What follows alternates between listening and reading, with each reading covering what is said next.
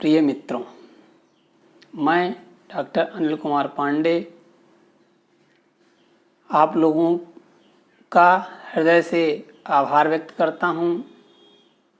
मैं इस कोरोना अवधि में विद्यार्थियों की समस्या को देखते हुए मैंने विचार किया है कि ऑनलाइन पढ़ाई भी बच्चों के जीवन में एक महत्वपूर्ण रूप ले चुकी है।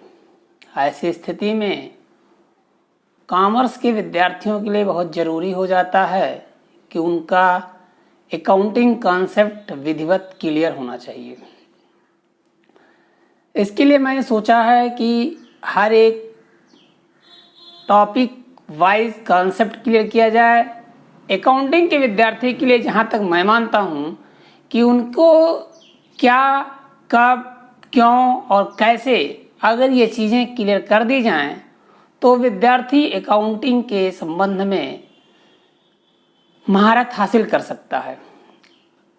इसके लिए मैं प्रयासरत हूँ और मैंने सोचा है कि इंटरमीडिएट से लेके बीकॉम और एमकॉम स्तर तक के जो मुख्य टॉपिक हैं, जिनकी आवश्यकता बच्चों को, जिनके कॉन्सेप्ट दूर नहीं हो पाते, बच्चों को बड़ी समस्या होती है, उन सभी को ध्यान में रखते हुए वीडियो बनाई जाए और आप लोगों के लिए प्रेजेंट किया जाए।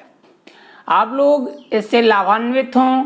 यदि कोई दिक्कत आती है तो मेरे मोबाइल नंबर 945035342848 पर कॉल करके अपनी समस्या का समाधान ले सकते हैं। 24 आवर कोई भी विद्यार्थी कभी भी किसी भी समस्या को लेकर यदि बैठता है, उसे कोई समस्या आती है तो वो मुझसे कॉल करके अपनी समस्या का समाधान कर सकता है।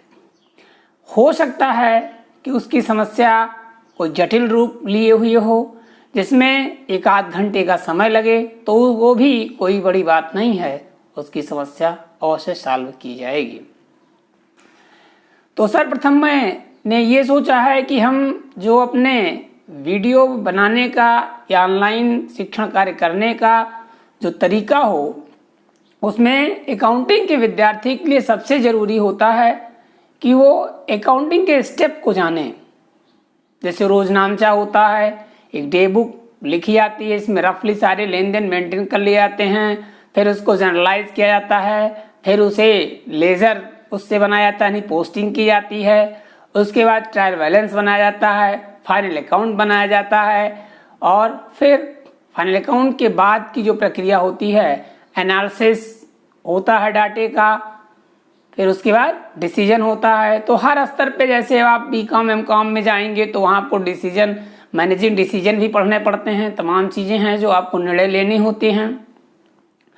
लेकिन इंटरमीडिएट में जब आप आते हैं तो इन सब कार्यों से संबंधित जैसे बैंक रिकॉन्सिलिएशन स्टेटमेंट है, बिल ऑफ एक्सचेंज है, सिंगल एंट्री सिस्टम के जैसे ऐसी संस्थाएं जिनका उद्देश्य लाभ हानि कमाना नहीं है या धर्मार्थ कार्य कर रही हैं या समाज सेवा के रूप में लगी हुई हैं, वो संस्थाएं अपने accounting single entry system based पे तैयार करती हैं।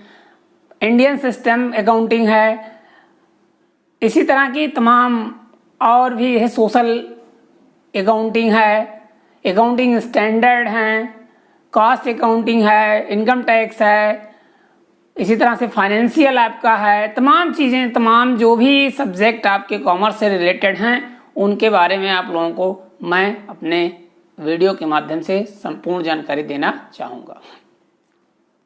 धन्यवाद मित्रों।